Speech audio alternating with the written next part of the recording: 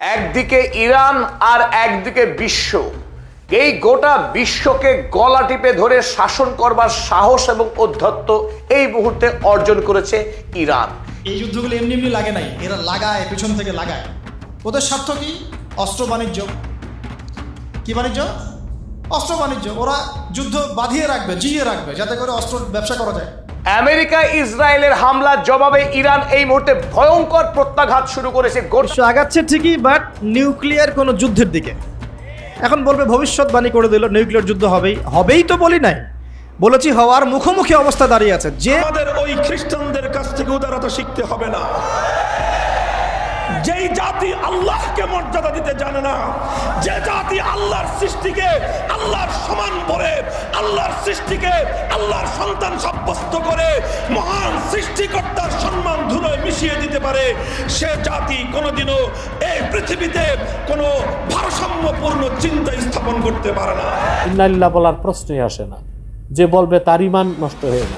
আর Roman খ্রিস্টানেরা এবং মুসলমানেরা চুক্তিবদ্ধ হয়ে তৃতীয় কমন শত্রুর বিরুদ্ধে যুদ্ধ করবে, তথা রোমান খ্রিস্টানদের শত্রু আর মুসলমানদের শত্রু এক।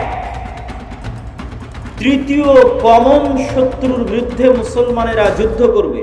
প্রিয় দর্শক, মুসলিম বিশ্বের এই খারাপ সময়ে কোন কোন হুজুর আয়াতুল্লাহ আলী খামিনির মৃত্যুতে বেঈমানি করেছেন, বেঈমানিজনক বক্তব্য দিয়েছেন, সেই সব মুখোশধারী হুজুরদেরকে আজকে আমরা চেনার চেষ্টা করব। এদের ভিতরে অন্যতম হচ্ছে ডক্টর এনায়েতুল্লাহ আব্বাসী। ডক্টর এনায়েতুল্লাহ আব্বাসী বলেন, আয়াতুল্লাহ আলী খামিনি এমন একজন লোক যিনি কাদিয়ানীদের অন্তর্ভুক্ত এবং সে কট্টর কাফের। প্রিয় দর্শক, এই এনায়েতুল্লাহ আব্বাসী এমন একজন বক্তা যে উঠতে বসতে বিভিন্ন বক্তাদেরকে, বিভিন্ন আলেমদেরকে, বিভিন্ন মানুষদেরকে কাফের ফতোয়া দিয়ে থাকেন। প্রিয় দর্শক, এই এনায়েতুল্লাহ আব্বাসীকে আপনি কোন চোখে দেখেন? অবশ্যই আমাদের এই কমেন্ট বক্সে একটি কমেন্ট করে জানিয়ে যাবেন। মুসলিম বিশ্বের অন্যতম নেতা আয়াতুল্লাহ আলী খামিনি, ইতিমধ্যে অনেক গণমাধ্যম থেকে শোনা যাচ্ছে তিনি নাকি মারা যাননি। প্রিয় দর্শক, আয়াতুল্লাহ আলী খামিনির মতো ইসলামিক এত বড় একজন নেতার মৃত্যুর মতো গুজব কারা ছড়িয়েছে? এইসব হুজুররাই ছড়িয়েছে। যেমন ধরেন মিজানুর রহমান আজহারি আছে, পরে ডক্টর এনায়েতুল্লাহ আব্বাসী আছে, হাফিজুর রহমান সিদ্দিকীর মতো বক্তারা আছে, তারাই কিন্তু এই গুজব ছড়িয়েছে এবং বাংলাদেশের কিছু গণমাধ্যম। প্রিয় দর্শক, ধরেই নিলাম আয়াতুল্লাহ আলী খামিনি মৃত, তার মৃত্যুতে একটু শোক প্রকাশ করেননি এই ডক্টর এনায়েতুল্লাহ আব্বাসী এবং এই মিজানুর রহমান আজহারি। প্রিয় দর্শক, এই ইসরায়েলি সম্পর্কে, এই ইহুদি সম্পর্কে মামুনুল হক এমন কিছু বক্তব্য দিয়েছেন, যেই বক্তব্যগুলি শুনলে আপনারা রীতিমতো অবাক হয়ে যাবেন। ঈসা নবী থেকেই এই ইহুদিদের উৎপত্তি। প্রিয় দর্শক, মামুনুল হক এই সম্পর্কে এমন কিছু বক্তব্য দিয়েছেন যে বক্তব্যগুলি আপনাদের শোনা দরকার। আজকে আমরা জানার চেষ্টা করব এই ইসরায়েলি কিংবা এই ইহুদিদের পতন ইরানিদের কাছেই হতে যাচ্ছে, এই কথা হাদিসে পাওয়া গেছে। সেই ভিডিও ফুটেজ আমরা দেখব। সেই ভিডিও ফুটেজ দেখার আগে আপনাদেরকে ছোট্ট একটি অনুরোধ করব, আমাদের এই ইউটিউব চ্যানেলে যদি সাবস্ক্রাইব না করে থাকেন এখনই একটি সাবস্ক্রাইব করে দিন। চলেন আমরা সেই ভিডিও ফুটেজ দেখা শুরু করি। আসমান থেকে কিতাব দিয়েছিলেন, যার হাতে আল্লাহ রাব্বুল আলামিন শরীয়ত দিয়েছিলেন, শরীয়তে ঈসাবিয়্যা, দ্বীনে নাসরানিয়্যা। আসমান থেকে ইনজিল কিতাব যার উপর নাযিল করেছিলেন, এমন একজন মহান নবীকে ইহুদিরা যেই ধরনের বিশ্বাসে ওনাকে তারা বিশ্বাস করলো, এটা আল্লাহ প্রদত্ত ওনার মর্যাদার ক্ষেত্রে চরম সম্মানহানিকর। এটা হলো একদিকের প্রান্তিকতা। অপর দিকের প্রান্তিকতা হলো খ্রিস্টানরা মনে করে যেহেতু ঈসা আলাইহিস সালাম কোন পিতার ঔরস্য ছাড়াই মায়ের গর্ভে জন্ম নিয়েছেন, সুতরাং তারা মনে করে যে ঈসা আলাইহিস সালাম সরাসরি সৃষ্টিকর্তা আল্লাহ পাকের সন্তান। নাউযুবিল্লাহি মিন যালিক। অর্থাৎ তারা ঈসা নবীর মর্যাদা বৃদ্ধি করতে করতে ওনাকে সাধারণ কোনো মাখলুকের মর্যাদা থেকে উন্নীত করে ওনাকে সাধারণ নবীর মর্যাদার থেকে আরো ঊর্ধ্বে তুলতে গিয়ে সরাসরি আল্লাহর সন্তান সাব্যস্ত করে ঈসা আলাইহিস সালাতু ওয়াস সালামের ব্যাপারে তারা তারা সীমা লঙ্ঘন করে মাত্রাতিরিক্ত বাড়াবাড়ি করেছে। তাহলে ইহুদি আর খ্রিস্টানরা ঈসা আলাইহিস সালাতু ওয়াস সালাম সম্পর্কে প্রান্তিক দুই বিশ্বাসে বিশ্বাসী। খ্রিস্টানরা করলো বাড়াবাড়ি, আল্লাহ ওনাকে নবী বানিয়েছেন, আল্লাহ ওনাকে এক বান্দির সন্তান বানিয়েছেন, আল্লাহর এক বান্দির সন্তান।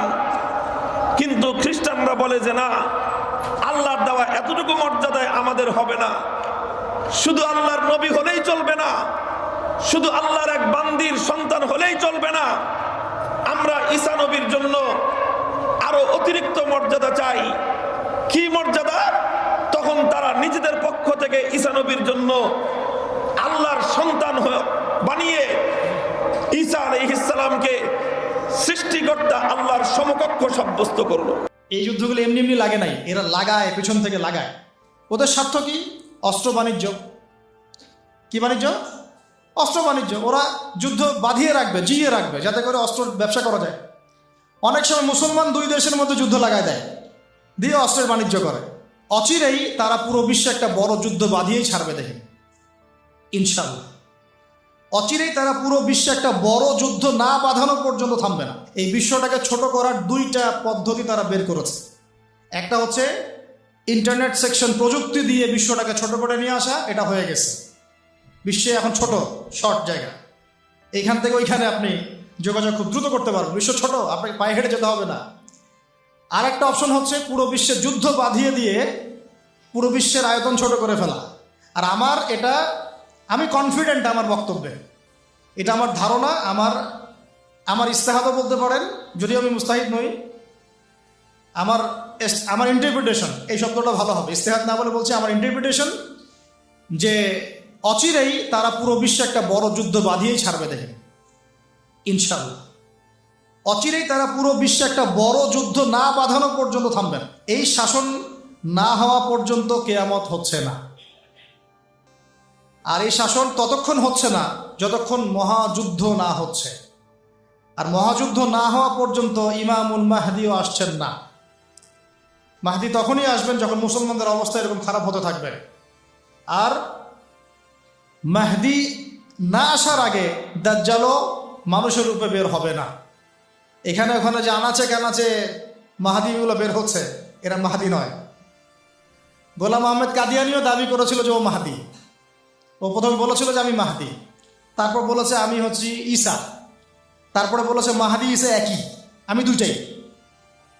তারপরে বলেছে আল্লাহর নবী, তিনিও নবী সাল্লাল্লাহু আলাইহি ওয়াসাল্লাম, আমিও নবী, নাউজুবিল্লাহ।